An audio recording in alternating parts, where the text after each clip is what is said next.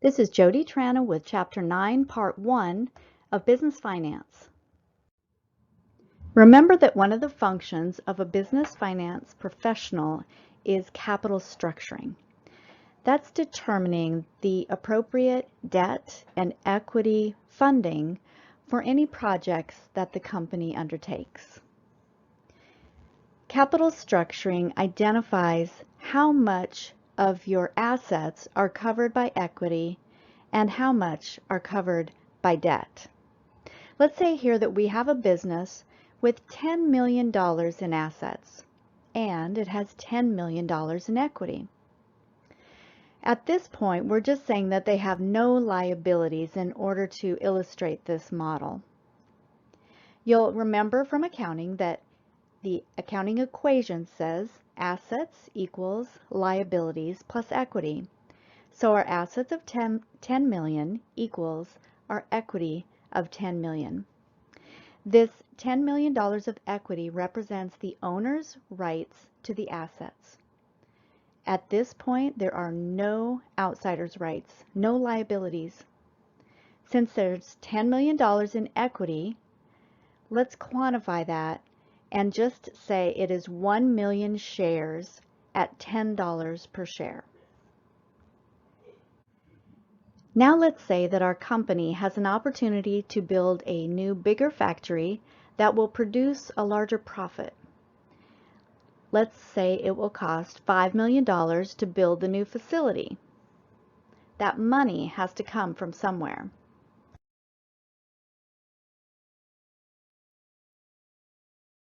Here we show our assets have increased by the $5 million that it will cost to build the new facility. But we have to pay for that somehow. We could issue more stock. Let's say we issue 500,000 more shares at $10 each. Now we have $15 million of equity. So what are the implications of that? Financing with equity lowers the value of the existing owner's shares, and that may not be a positive outcome for the owners. When we spread the ownership of the company to more people, then the profits need to be shared with more people. The stock price may also come down with more stock out in the market.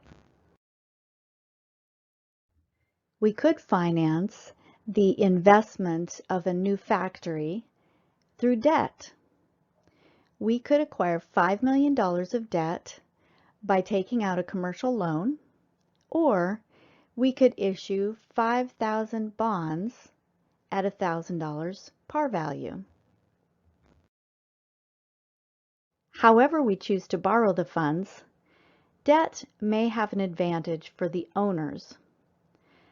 The lenders don't become any kind of owners and don't have any rights to the profits of the company. They just get paid interest. One way for a company to raise money is to issue bonds. A bond has many similarities to a loan. An investor purchases a bond, in essence loaning money to the corporation, for a specific period of time in exchange for periodic interest payments at designated intervals, such as annually or semi-annually. The loan is repaid upon reaching the maturity date. These similarities make bonds look a lot like loans. There are some differences between bonds and commercial loans. Corporations often pay less interest on bonds than they would on a loan from a bank. Banks would likely build in a risk premium unless the loan is secured with sufficient collateral, but probably the biggest difference between bonds and commercial loans is seen in their very makeup. If we needed $5 million as a loan for our expansion, we would seek that money from a bank probably. With proper collateral, cash flow, and a good relationship, most corporations can expect to receive loans of this size from their banker. But what if the amount that the corporation needed was $50 million? That's probably beyond many banks' capacity for lending. They just don't want to take on that much risk. In this case, corporations issue bonds, which allows them to borrow money from thousands of investors instead of just one bank. This is good for the investors as it spreads risk to many people and provides them with a relatively safe investment, assuming the corporation is sound. This is also good for the corporation as it is probably a bit cheaper way to borrow than going through the bank. Another difference is that bonds are individual securities that are continually bought and sold in the secondary market. Let's talk about the primary market first. This is the point when the corporation originally issues the bond. The bond is a security sold by the corporation that promises future cash payments to the investor. The future cash payments include a maturity value, often $1,000, and coupon payments, just like interest paid on a loan. The majority of bond transactions happen as purchases and sales of bonds in the secondary market. The secondary market represents when an individual that owns a bond sells it to another investor. Unlike shares of a company that trade on the stock exchange, such as the New York Stock Exchange, most corporate bonds trade over the counter. This is because bonds come from many different issuers, and each issuer could have many different bonds that they've issued with different maturities, coupon rates, nominal values, and credit ratings. Since they're not listed on major exchanges, investors have to look to their brokers to arrange the purchase and sale of bonds. The coupon payments and maturity value always stay the same. But now the duration of the bond is less.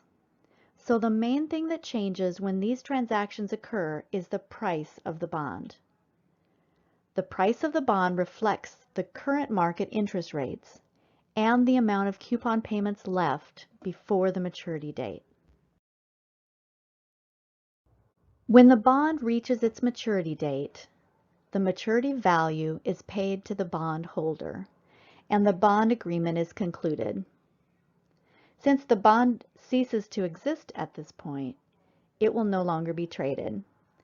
Throughout the life cycle of a bond, there are a few questions we're trying to determine. Most of our tools center around determining the value of the bond. That's the actual present value of the future cash flows. Or we're trying to calculate the yield to maturity. That's not the coupon rate. The coupon rate is given.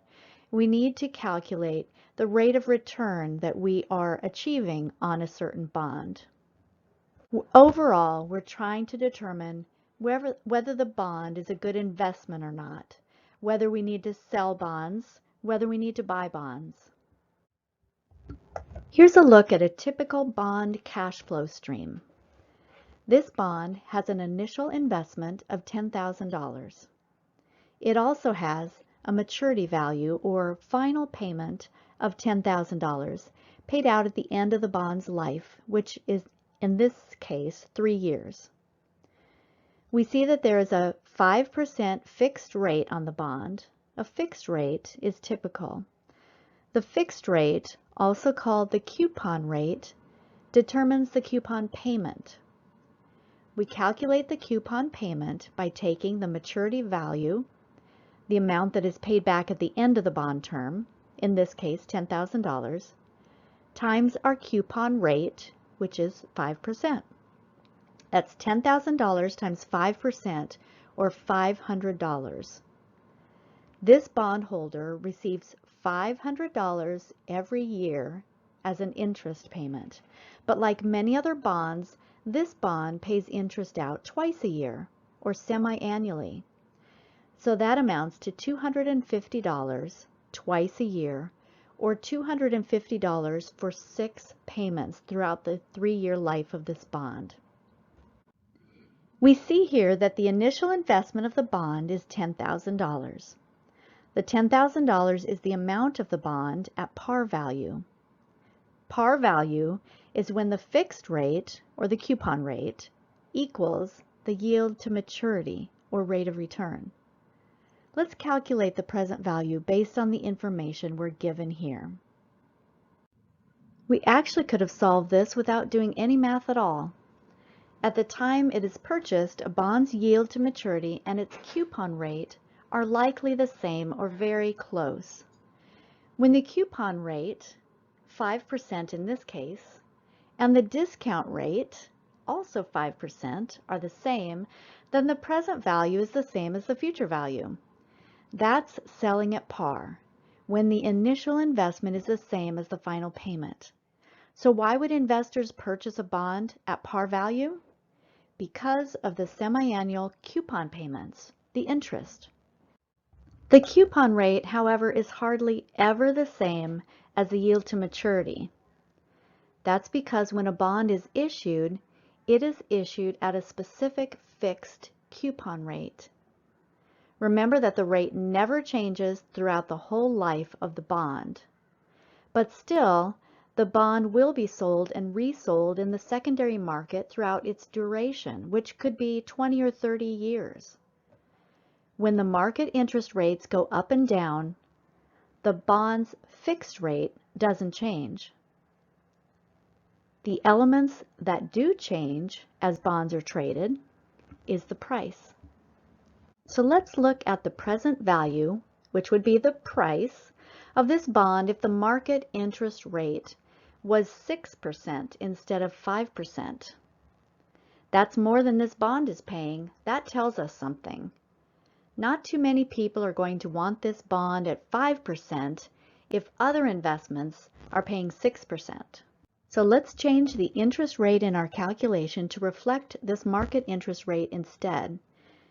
Now let's calculate the present value, which again, remember, that's the price we would pay today.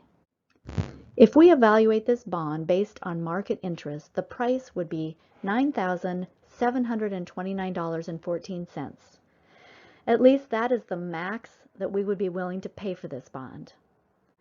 Based on the fact that we want to receive 6% for our investments, just like all the other investments are paying, we would only be willing to pay the present value that's calculated using that yield to maturity of 6%. Now let's go back to our original example where we were trying to raise $5 million by issuing 5,000 bonds. For a maturity date of 2 years, the par value is $1,000, and we're considering a coupon rate of 10% that would be paid semi-annually. We want to calculate the present value of this bond. First, let's draw a timeline. I want you to think carefully about how you would label this timeline. This bond has a maturity date of 2 years, so you may have thought it was as simple as putting 012 on your timeline. But we have to consider how often the cash flow streams happen. And when the coupon rate is paid semi-annually, that happens twice a year or every 6 months. Now let's place those coupon payments on our timeline. If the coupon rate is 10% a year, that would be $100 yearly, or the face value times 10% every year. But we're going to be paying it semi-annually, so that is $50 every 6 months. Now let's place the second cash flow stream onto our timeline. That's the $1,000 par value that will be paid back at the end of 2 years. Now let's go ahead and calculate the present value of these two cash flow streams. We'll start by identifying the 5 components. Because the coupon payments are being paid twice a year, the number of periods are 4. Also, because we're paying interest, or the coupon rate, twice a year, we take our 10% coupon rate and divide that by 2 periods to get 5%. Our present value is undetermined so far. Our payment is the $50 that comes from the $100 a year payment divided by 2, and the future value is the $1,000 face value. The present value of these two cash flow streams at 10% discount rate is $1,000. That's the same as the par value. This would be called purchasing a bond at par. That's when the yield to maturity, or here our discount rate of 10%, is equal to the coupon rate. When that happens, the initial investment is offset entirely by the repayment of the bond at maturity. The only additional amount that we are receiving are the coupon payments as a profit, and that was the exact 10%. If a bond happens to be purchased at a discount, then the yield to maturity is always higher than the coupon rate. If it's purchased at a premium, the yield to maturity is always lower. There's an inverse relationship between interest rates and bond prices. When interest rates go down, bond prices go up. When interest rates go up, bond prices go down. Let's look at an example. Here we have a bond that pays 4%. It was issued years ago, and now the prevailing interest rates have gone down to 3.5%. When interest rates go down, the price of this bond goes up.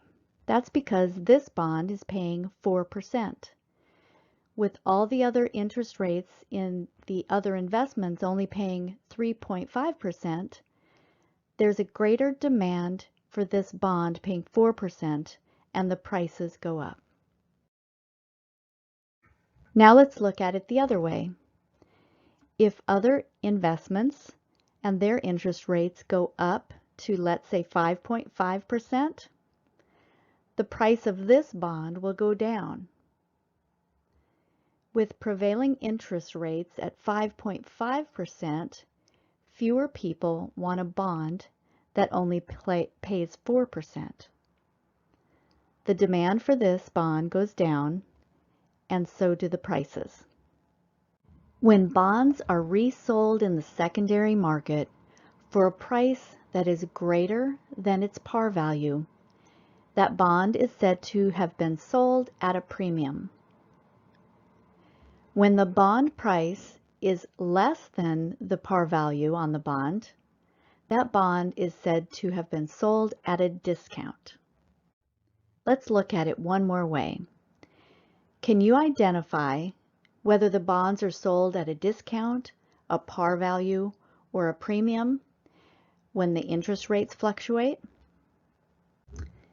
If I have a bond that's paying 10% coupon rate right now, and the market interest rate goes down to 8%, my bond value is going to rise, and I'm going to be able to sell that bond at a premium.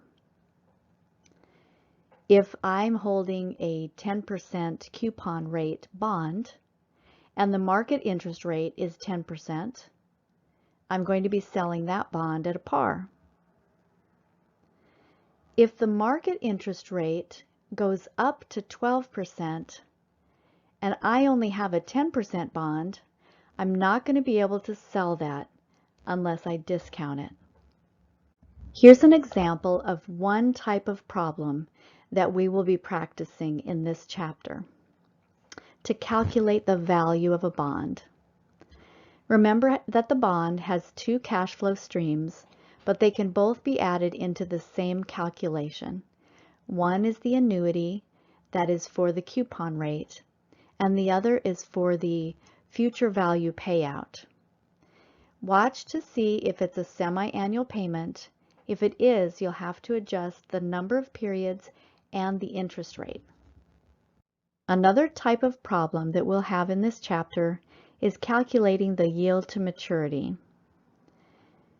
This is the amount of return that you are earning on the bond. You'll be able to use the same type of calculation by identifying all the components and calculating for the missing component, which in this case is interest.